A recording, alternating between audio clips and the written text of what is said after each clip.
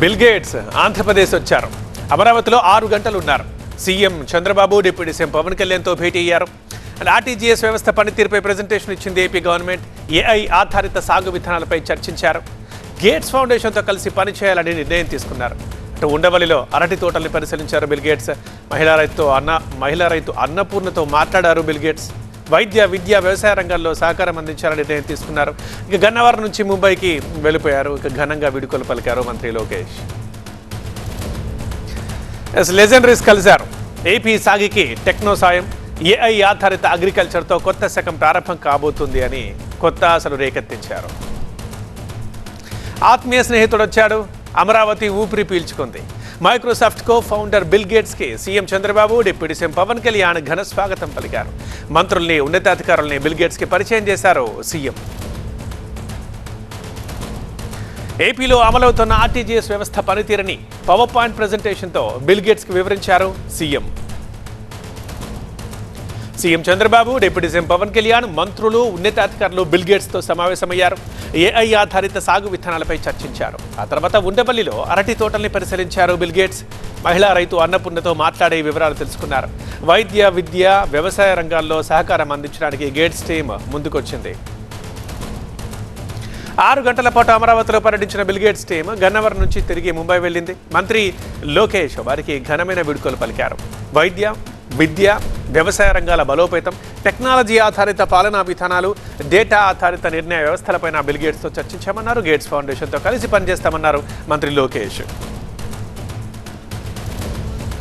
మా associate editor Eshwar ఉన్నారు లైవ్లో. ఈశ్వర్, బిల్ గేట్స్ పర్యటన ఎలాంటి సత్ఫలితాలను ఇవ్వబోతోంది? ఏపీ గవర్నమెంట్ ఎలాంటి ఎక్స్పెక్టేషన్స్తో ఉంది దీని ద్వారా?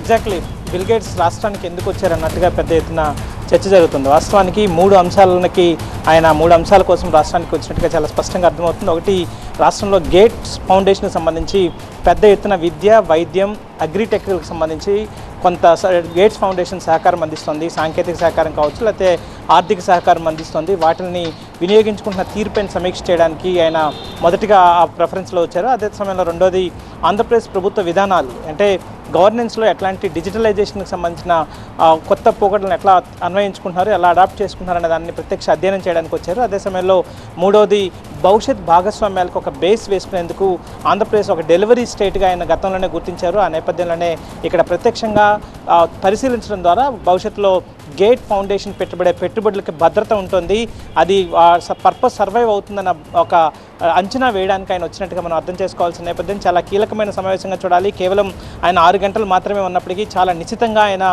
రాష్ట్ర ప్రభుత్వ పనితీరుని పరిశీలించారు. గేట్స్ ఫౌండేషన్ ఇప్పటికే ఒక సంజీవని అనే హెల్త్కి సంబంధించిన ఒక ప్రాజెక్ట్ని రాష్ట్రంలో చేపడుతోంది. దాన్ని కుప్పంలో పైలట్ ప్రాజెక్ట్ చేపట్టారు. దాని ద్వారా డేటా ద్వారా గ్రామీణ హెల్త్ సిస్టాన్ని అప్గ్రేడ్ చేయడం, అంటే గ్రామాల్లో ఉన్న పేదలకి వాళ్ళకి నేరుగా ఇళ్ళకి వెళ్ళి వాళ్ళ హెల్త్ రికార్డ్స్ని ప్రతి డోర్ టు డోర్ తిరిగి వాళ్ళ ప్రతి ఇండివిజువల్ డిజిటల్ రికార్డ్ చేయడం, వాళ్ళకి సంబంధించి బీపీ, షుగర్ లాంటివి ఉంటే వాళ్ళని అప్రమత్తం చేయడం, వాళ్ళకి సలహాలు ఇవ్వడం, ఒకవేళ క్రానిక్ డిసీజెస్ ఉంటే వాటిని ఫాలోఅప్ చేయడం. సో ఇట్లాంటి వాటన్నిటిని చేయడం ద్వారా గ్రామీణ ఆర్థిక వ్యవస్థ బలోపేతం అవడానికి, లేకపోతే గ్రామీణ హెల్త్ వ్యవస్థ సక్రమంగా ఉంటే మిగతా అన్ని రంగాల్లో ముందుకు వచ్చే అవకాశం ఉంటుందన్న ఒక గొప్ప లక్ష్యంతో గేట్స్ ఫౌండేషన్ దాదాపుగా 130 దేశాల్లో పనిచేస్తుంది.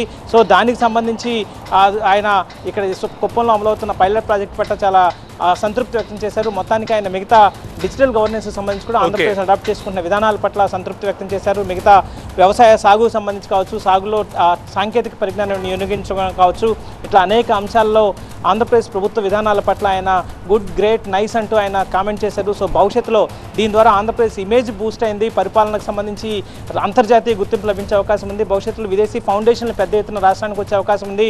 సో చాలా 6 గంటలు మాత్రమే ఆయన పర్యటించినప్పటికీ దీర్ఘకాలిక ప్రయోజనాలు చాలా ఉన్నాయి కాబట్టి దీన్ని రాష్ట్ర ప్రభుత్వం కూడా చాలా ప్రతిష్టాత్మకంగా తీసుకుంది. ముఖ్యమంత్రి స్వయంగా దగ్గరుండి ఈ పర్యటన విజయవంతం ఎలా చూడడంలో అన్ని జాగ్రత్తలు తీసుకున్న నేపథ్యం అయితే కనిపించింది. Over to studio. Right Eshwar.